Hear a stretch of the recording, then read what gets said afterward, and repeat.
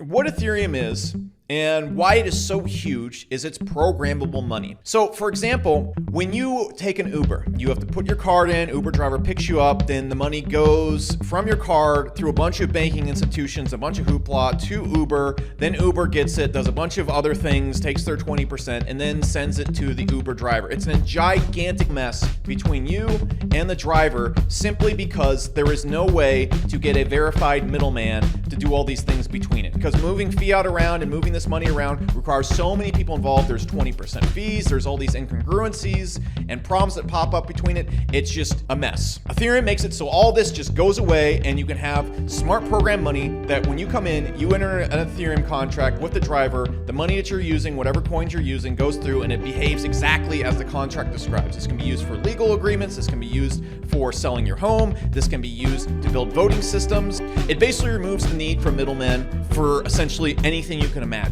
It is one of the biggest innovations in technology in the last 100 years, honestly. It's absolutely huge. So the system that wins this market right here is going to potentially have a bigger market cap than Bitcoin. Because you have to think about it. Bitcoin is simply going to replace gold, which is a huge market cap.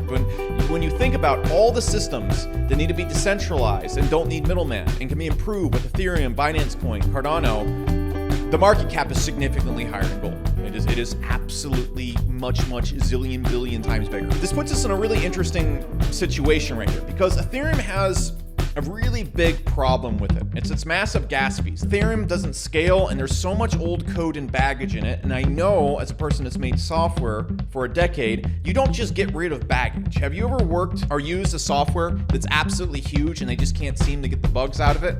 That's because when you build software, what happens is it's like you're building a skyscraper. And it's very difficult for you to go and change things around once the skyscraper is built and the foundation's in place. Changing this little thing up here, changing a sink down here requires you to dig a hole and change the plumbing down here. That's the problem with software. And so when code gets stacked up on top of itself like this, it's actually extremely difficult because what Ethereum has to do right now to fix its problems is to go and dig up its foundation. It has to go and dig up this, and it has to go and dig up this. And the result of this problem right now is that you can't do a transaction on the Ethereum network for...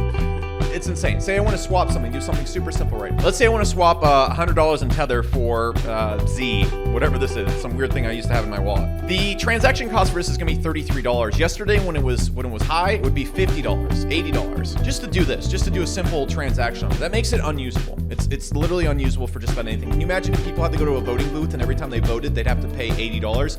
It's not going to work. And yes, Ethereum can fix this and whatnot, but I'm going to tell you straight up as a software experienced person in software, it's just way easier to build a software or a skyscraper from absolute scratch because then you have the foundation right the first time, you have everything planned for scale.